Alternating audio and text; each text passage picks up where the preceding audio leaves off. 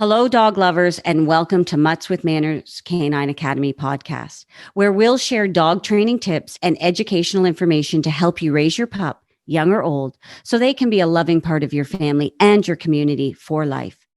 I'm your host, McCusker, canine coach. Along with me is my co-host, Diane Purser, education manager. We have a passion for pups, and we thank you for joining us today. This introductory podcast is our way to introduce ourselves to you, share our journey, our experiences, and why this series is so important to us. Diane, I think it'll be beneficial if we share how we met and why we want to help pet parents with their pups and why all of these topics are so important to us. Absolutely. So we were both in the corporate jobs for many years, different companies, me 20 plus years, and I left to explore other paths, which I'll talk about. But I was a banker and now I'm dealing with barkers, as you know. And let me just get you to share yours first. Okay. So hi, everybody. Similar to you, Corey, I also left the corporate world after 20 plus years. Not that I didn't like it, but I knew that I had other passions out there I wanted to explore. So at the time when I left, I didn't know what I wanted to do specifically, but I did know it had to be with animals and dogs in particular. So basically, I just started by immersing myself in every angle I could think of. And through that, the really big jumping off point for me that got me to where we are today was when I started volunteering at the OSPCA. And also I had my dog at the time evaluated as a St. John ambulance therapy dog.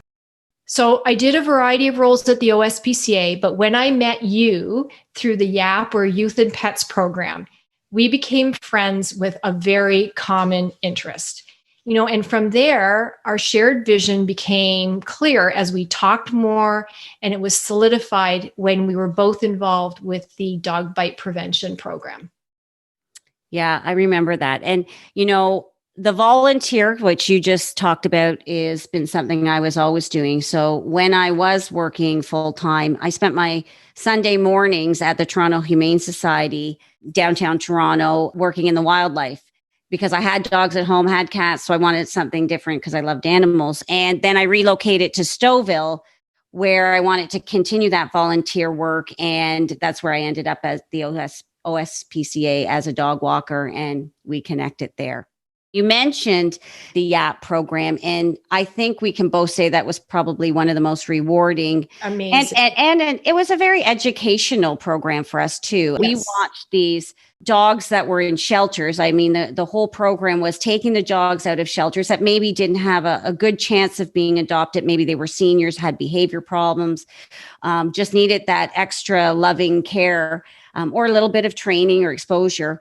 And these dogs were paired with young offenders that had to do the community service hours. And I think that is where I realized the power of the pups, because I watched these young offenders be given a dog, learn training skills, learn how to take this dog over a 13-week period and teach it all the basic obedience and a bond. And that's where I realized how dogs had such a powerful impact on the young and could help them become more confident, become leaders. And, it was just amazing. And one of the reasons I started the Kids and Canine program was because of what I saw happening with those young offenders and dogs. Yeah. It was just an amazing program. It was. I can't remember all of the names of the dogs. I remember everyone that we touched, and you had more exposure than I. Can you remember a certain dog that you were like, oh, this is just amazing? Oh, yeah. I mean, and again, there was so many and they were all amazing in their own way. But I do remember I fell in love for the 100th time, but with one in particular. I think his name was Ranger, and he was kind of a shepherd husky mix. And although he was a fairly well-behaved dog, it was obvious he had not had a real home life and really wasn't playful. He was just very somber. And we would take him for walks, which was our fond thing to do and talk. And he just would never play. And he wasn't old. And I remember one winter, we were in a pen, a very large pen where we could have him off leash. And I think we were trying to throw the ball between us and get him going. And then just all of a sudden, out of the blue, after I don't know how many weeks, he went down in a play bow, and it was just, that was it. He just became a completely different dog after that. Just an amazing, amazing dog. He was happy and he was trusting, and it was amazing. I think, yeah, the trusting, he became a dog that, you wanted him to be. So it was just great. I remember the Dobermans. There was 2 Dobermans that came into the program. One got adopted out before it actually started, but there was another one. And these Dobermans had been found in a crate, and one of the legs had been deformed, but they were still so loving. But this one needed a little bit more nurturing and training and stuff. But I just watched it evolve over. And I think we can both say that program, I don't think there was one dog that didn't go to a forever home after it. I don't think so. I think they all eventually made it to a home. Yeah. Yeah. So it was just an amazing program, and Diane, that is just one of the programs that we've been fortunate to be involved. I'd love you to touch on the St. John's ambulance program, because I know you were involved in it before. I'm still involved in it as an evaluator. Yeah, that's another great program. So like I said, I wanted to immerse myself in everything to see where my real passion came out. And in the St. John Ambulance Therapy Dog Program, I realized that I could share my dog with others, particularly seniors, people who were in long-term care or were in retirement homes, and bring joy and happiness to them through visits with my dog. And just some of the visits and some of the people I met over the years were so amazing. And it was just so fulfilling. And of course, a piece of that also was the bite prevention program, which the OSPCA did in partnership with St. John Ambulance. And it was through that program that my real interest in education and my real, I guess, knowledge myself of seeing and understanding all of the assumptions that lots of people bring into their relationships with their dogs, what their expectations are and things, and how really, more of us really need to be prepared ahead of time to make sure, as you and I want, all dogs to stay with their families in a happy environment, like for their entire lives. Mm-hmm. It's so true. So I also was involved in the therapy program. I was fortunate enough to have a wonderful pet Maltese, Fred, who I didn't get till I think the age of 1.5 years. And he actually ended up being a therapy dog. And I will never forget when I went into the homes and the seniors would be sitting there. He would just light up their faces like that the minute to just see the joy that the dogs brought. Yeah. It was also, these seniors probably did have dogs when they were younger. Yes. So it just, brought back those fond memories of having a dog too. Absolutely. Yeah. So it was just great. Yeah, it was just an amazing program, Corey. The one thing we haven't talked about is, and what's really led us a lot to what we're doing right now, is our involvement with rescue. Yes. So with myself, when I moved to Stouffville, I had a horse, and I guess I decided I liked big animals. So what I did is I decided I was going to rescue a Great Dane, because I had a house now.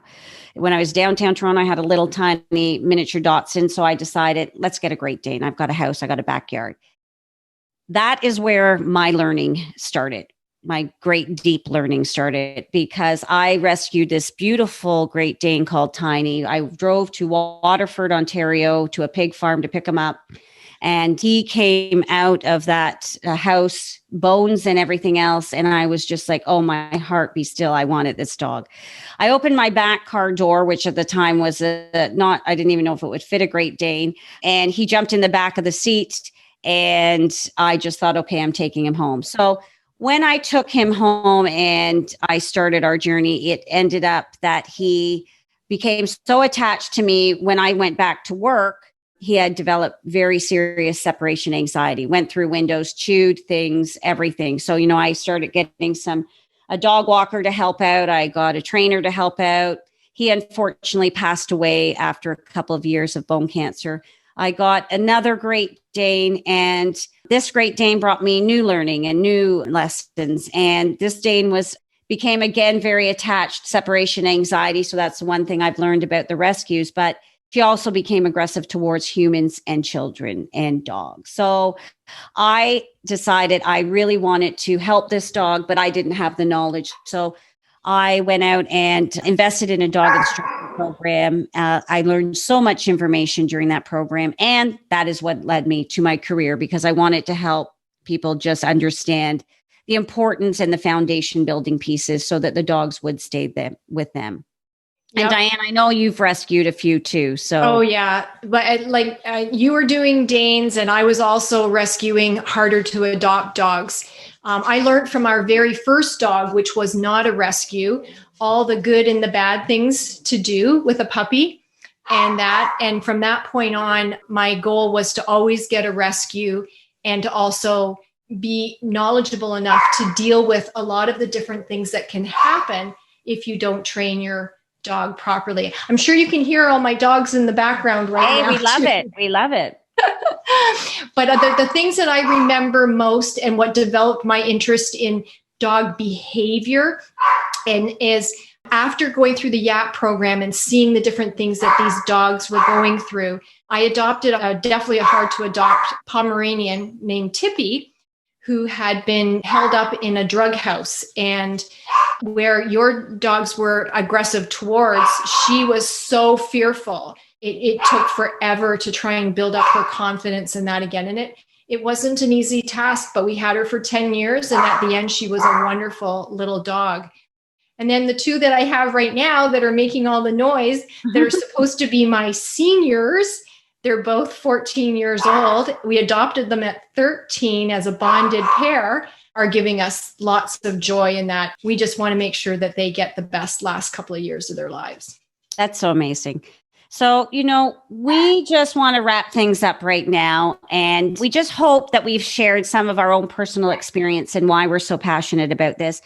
We just talked about the rescues, but we are also passionate about sharing the educations with the puppy owners, because we know when you get the puppies, there's so many things that are new and exciting, but also frustrating with the training. So we are going to be providing podcasts with a number of information for all pet owners.